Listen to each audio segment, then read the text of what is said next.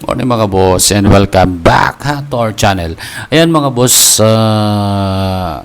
sa mga hindi pa nakapag-subscribe sa ating channel, please do subscribe mga boss, like and share, and pag-hit na rin ang notification bell, ayan, para lagi kayong updated sa ating mga video. Ayan mga boss, sabihin natin ngayon ng opinion reaction na itong balita na natatawa ko dito mga boss, o yung convoy ni Ombudsman Jesus Crispin Remulla. Ayan, hinahabol ng mga nagkilos protesta. Ayan mga boss, nakakaluka ito mga boss. Ayan, panoorin natin mga boss kung anong nangyari. Tayo sa isinasagawang kilos protesta ng ilang grupo sa labas ng Office of the Ombudsman. May ulat on the spot si Salima Refran.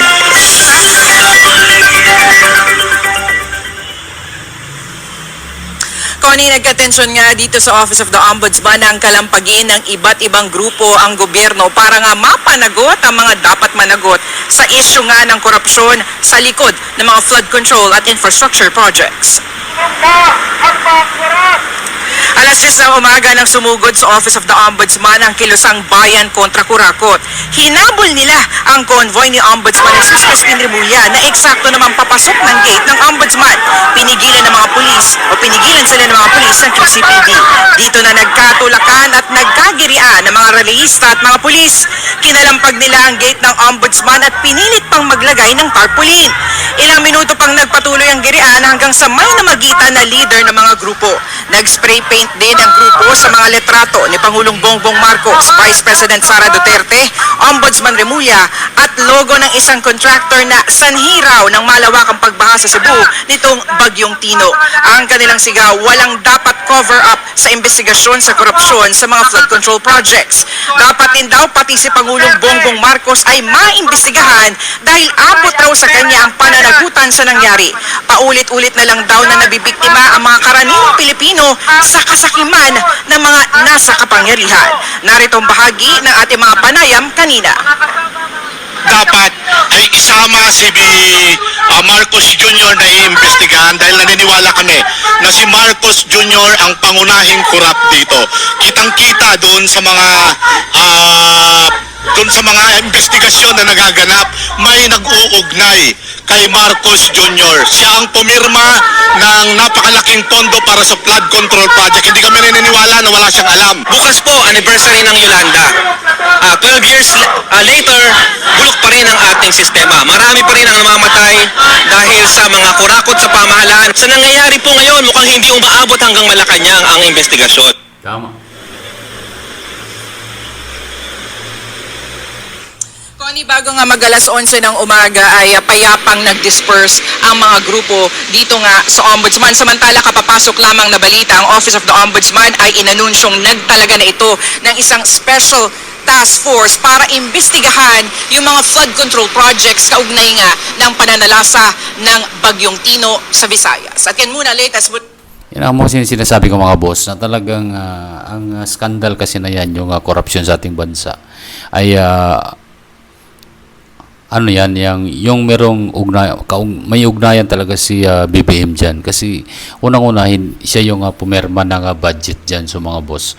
So, imposibleng hindi niya alam, at base na rin sa mga investigasyon dun sa Senate Blue Ribbon Committee dun kay Gutesa, na nagdala siya ng pera kay Saldico, ibinaba dun sa kanyang kondo, at nag-iwan ng 11 maleta daw, at papunta dun kay Martin Romualdez yung 35, kasi 46 ano daw yun, maleta. So ngayon, after daw nun, naghatid din daw sila dun sa Aguada, dun sa malapit sa Malacanang. So yan yung sinasabi na meron talagang hindi pwedeng walang alam si BBM dito, dahil kung walang Martin Romualdez, walang Saldico. Kung walang BBM, walang Martin Romualdez. Ganun lang yun mga boss. Kunik-kunik po kasi yan kasi hindi ka pwedeng gumawa ng mga bagay dyan na hindi alam nung nakakataas. Yun lang yung kasimple mga boss. Si BBM kasi dyan, siyempre siya yung mga pumerma ng budget sa pangkalahatan. At siyempre, bilang presidente, Huwag mong sabihin na wala kang alam dyan sa mga nangyayari dyan sa baba mo. Napaka-imposible nun mga boss. O talagang, ano yan, meron siyang alam. Kaya lang, yun nga, yun yung ginagawa nila ngayon na kino-cover up nila hanggat maari hindi isali daw si Tambalos-Los diyan sa investigasyon dahil kapag sinali daw yan makokonek yan kay BBM. So ganun kasi yung nangyayari diyan mga boss. So ang mga taong bayan talaga hindi naniniwala na si Saldico lang yung may gawa dyan. Kasi ano lang naman yung si Saldico, isang congressman at chairman siya ng appropriation. So, hindi yan magagawa ni Saldico kung walang basbas kay Speaker Martin Romualdez. At hindi rin yan magagawa ni Speaker Martin Tambalos-Los kung hindi alam o hindi walang basbas ng presidente. Ganun lang yan kasimple mga boss. So, kahit anong ginagawa nila dyan, mga cover up dyan, hindi over yan mga boss kasi alam ng taong bayan kung sino talaga yung mga kasabwat dyan, kung sino yung mastermind dyan. Alam na yan ng taong bayan. Kaya hindi yung ang mga tao ay hindi mga tanga na sasabihin na walang alam. Naku mga boss, hindi tayo papayag dyan kasi talagang sa administrasyon na to pumutok itong mga ganitong sistema ng korupsyon. Kasi actually ang korupsyon sa dating panahon meron ng mga korupsyon talaga, kaya lang na-minimize. Sa ngayon kasi parang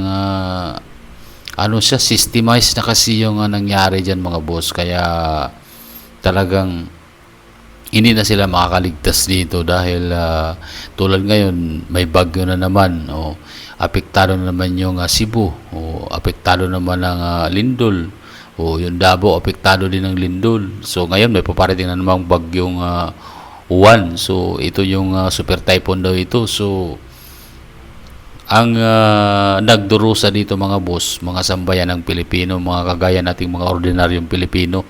So samantala itong mga magnanakaw sa gobyerno nagpapakasarap ng buhay ayan sa pagkamkam ng napakaraming pera na supposed to be ginagamit nila dun sa mga project para sa mapakinabangan ng mga tao. Ang nangyari kasi dyan, ninanakaw nila yung budget, kaya ganun ang nangyari, nagkabaha-baha, walang mga flood control na maayos na ipagawa, puro mga substandard, ghost project, binulsa nila lahat mga boss.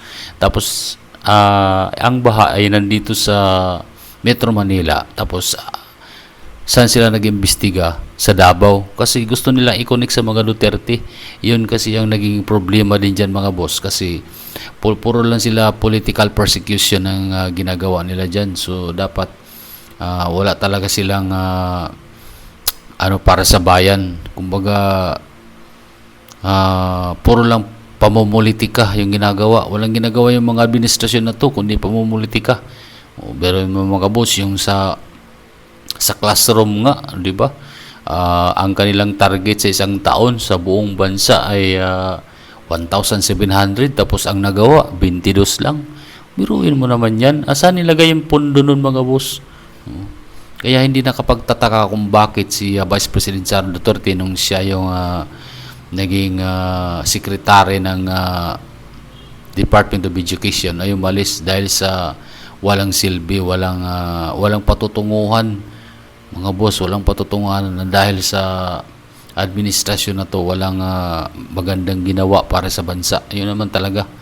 So alam mo, walang magrarally dyan sa lansangan kung naging maayos lang yung pagpapatakbo, kung nagiging kontento lang yung taong bayan. Walang ganun. Kung meron man, pero minimize lang. Hindi kaya ngayon mga boss, kita mo mayroon mayroon na mga rallies sa 16, 17, 18 sa INC. So dito sila natatakot din sila rito actually mga boss, dahil talagang milyon yung darating dyan sa EDSA. So talagang tama lang yun, talagang dapat maglabasan tayo para ipakita natin sa kanila yung puwersa na hindi na maganda yung mga ginagawa nila dito sa ating bansa. Kita mo, bagsak na ekonomiya mga boss, mga bagsak na ekonomiya natin actually. Mga remittance ng mga OFW, Kunti na lang, minimize. Kasi wala mga boss. Ninanakaw na nila yung pundo ng bayan. Tama lang yun. Kung ako pa yung mga hindi ako magbabayad ng buwis dyan para wala silang nanakawin dyan. Di ba? Nakakagalit lang mga boss. Kasi kung tutuusin, napakadali ng kung seryoso lang yung presidente dyan, mabilis lang yan na mapapanagutin yung mga nagnakaw dyan sa gobyerno. Ang problema dyan, hindi seryoso kasi kasabwat siya. Yun kasi yung problema dyan. Kasabwat ang presidente, mga boss. So, yun yung nakakabahala at nakakadismaya, mga boss. Ayan, kayo kung may opinion kayo dyan, please paki-comment dyan sa baba at paki-subscribe sa ating channel, mga boss. Ayan, maraming salamat. Hanggang sa muli, mga boss.